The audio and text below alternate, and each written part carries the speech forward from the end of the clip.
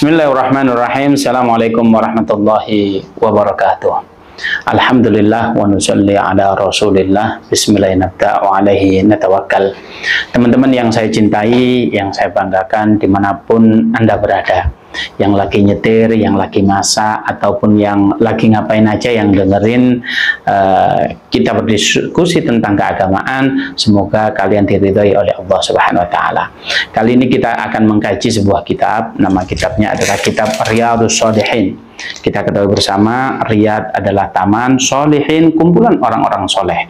Harapan daripada muallif kitab atau pengarang kitab ini bahwasanya kita dikumpulkan yang ngaji bareng model begini, baik online maupun offline ini, harapannya kita berkumpul di taman-taman surganya Allah Subhanahu wa Ta'ala. Masya Allah. Kitab ini dikarang oleh namanya Abi Zakaria Yahya Sharaf Ad-Din An-Nawawi. Nama ini tidak viral, tapi kalau saya sebut nama kotanya, pasti Anda semua mengenalnya, yaitu Imam Nawawi, atau berasal dari kota Nawa. Jadi imam-imam dulu itu terkenal kotanya daripada orangnya, begitu ya. Nah, sebelum kita mengkaji kitab ini, kita akan membaca Fatihah bersama. Yang pertama kita tujukan kepada baginda Nabi Muhammad SAW beserta keluarga beliau, beserta para pengikutnya, sahabat pengikutnya, sampai kiai-kiai kita, guru-guru kita, termasuk pengarang kitab ini, Al-Hadinah As-Salihah. Al-Fatihah.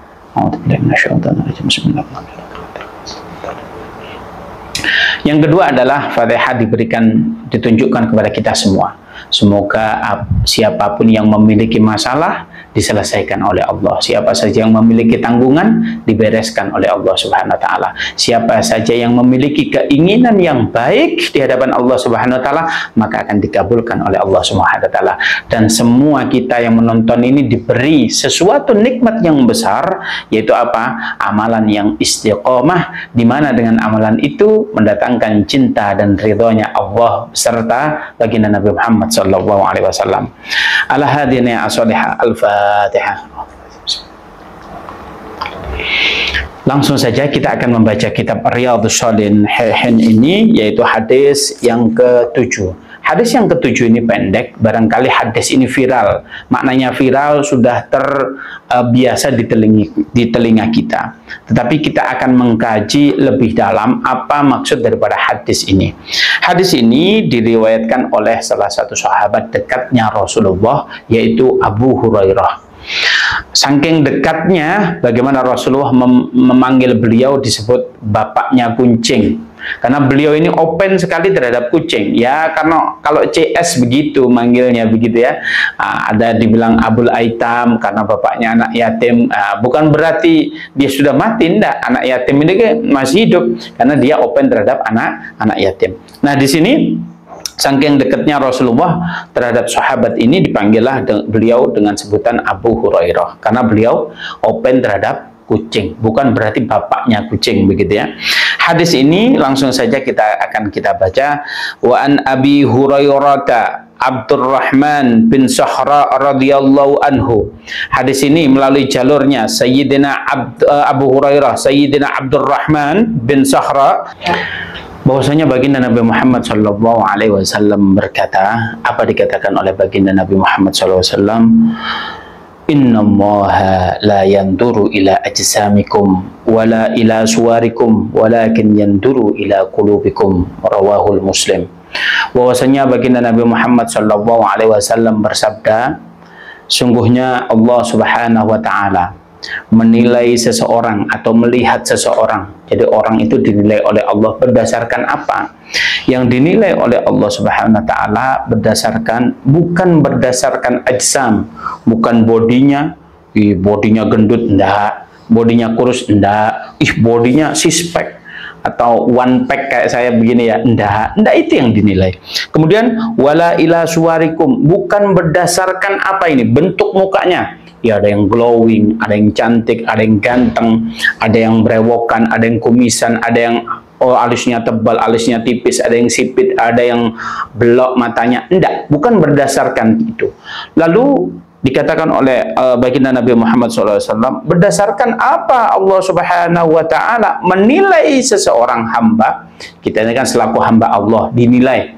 Jadi kalau kita ikut audisi, Juri itu menilai berdasarkan talenta kita atau apa kita begitu. Nah, ini Allah Subhanahu wa taala yang menjuri kita. Kita itu dinilai berdasarkan apa? Berdasarkan apa di sini?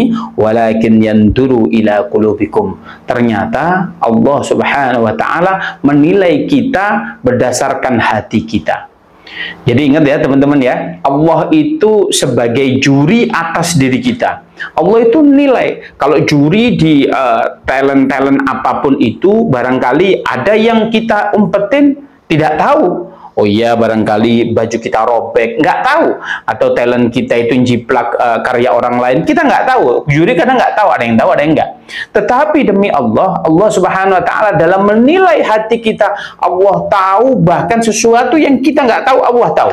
Jadi jangan main-main kalau kita dinilai oleh Allah Subhanahu wa taala. Jadi harus serius kalau kita dinilai oleh Allah Subhanahu wa taala. Serius atau apa? Yaitu akan hati kita. Nah, kita dilihat di sini hati yang bagaimana yang layak dinilai oleh Allah Subhanahu wa taala, yaitu hati yang salim, hati yang bersih, hati yang tidak sakit. Sebab kalau hatinya sakit, Allah tidak mau menilainya. Karena apa? Tidak layak untuk dinilai. Sehingga apa? Hati yang sembuh, hati yang tidak sehat, hati yang sehat itu yang dinilai oleh Allah Subhanahu wa taala. Kita akan berdiskusi sedikit tentang penyakit-penyakit hati. Barangkali penyakit ini sudah ada pada diri kita, tetapi kita tidak merasa.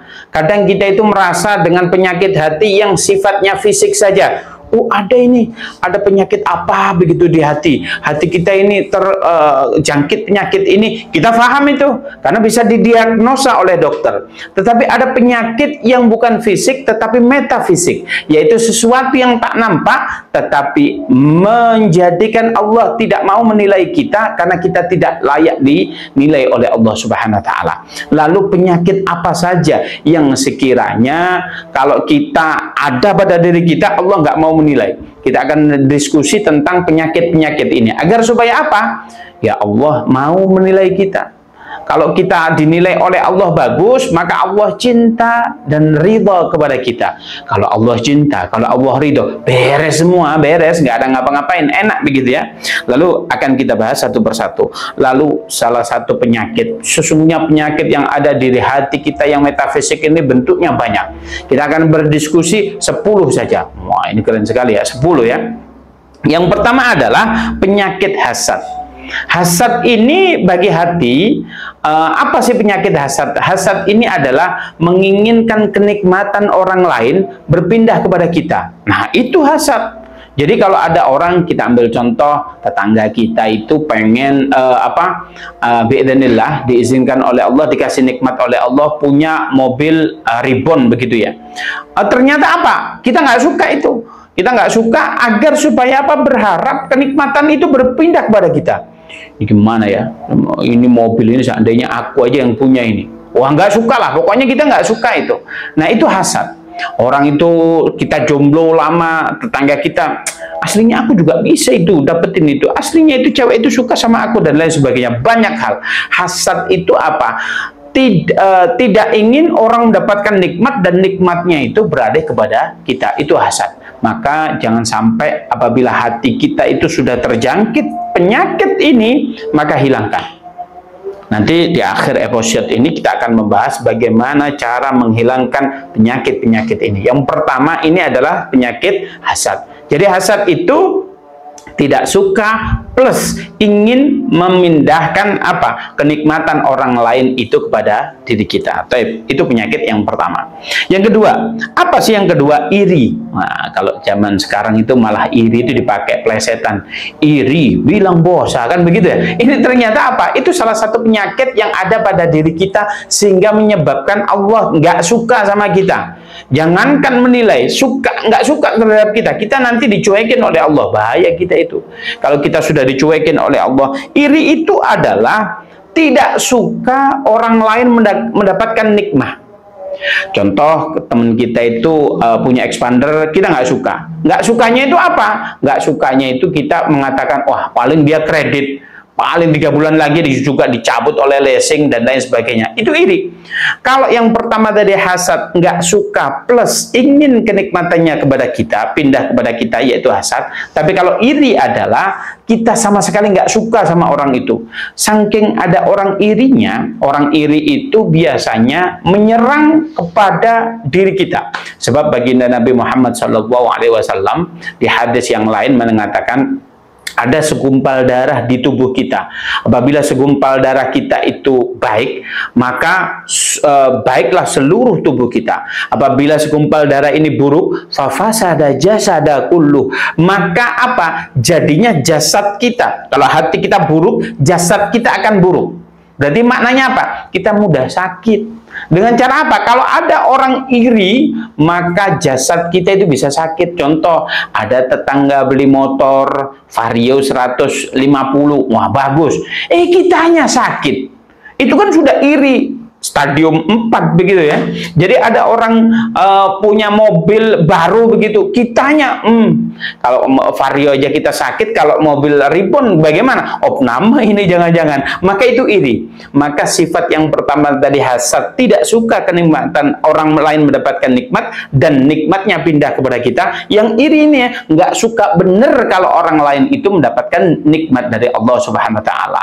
Seharusnya kalau kita itu, kalau ada orang lain, contoh saudara kita mendapatkan nikmat, alhamdulillah saudaraku dikasih nikmat oleh Allah. Tetangga kita begitu ya, alhamdulillah tetanggaku punya mobil. Alhamdulillah, setidaknya kalau tetangga saya ini lagi butuh mobil, nggak minjem ke kita, beres kan? Atau kita nggak punya, nggak usah nyari-nyariin pinjaman karena dia sudah punya. Makanya kita, kalau orang lain itu finansialnya freedom, nggak ngerepotin kita dong. Seharusnya apa? Kita bersyukur, alhamdulillah. Oleh karena itu, sifat yang pertama hasad, jauhin. Yang kedua iri, jauhin, hilangin. Oleh karena itu jangan sampai kita iri.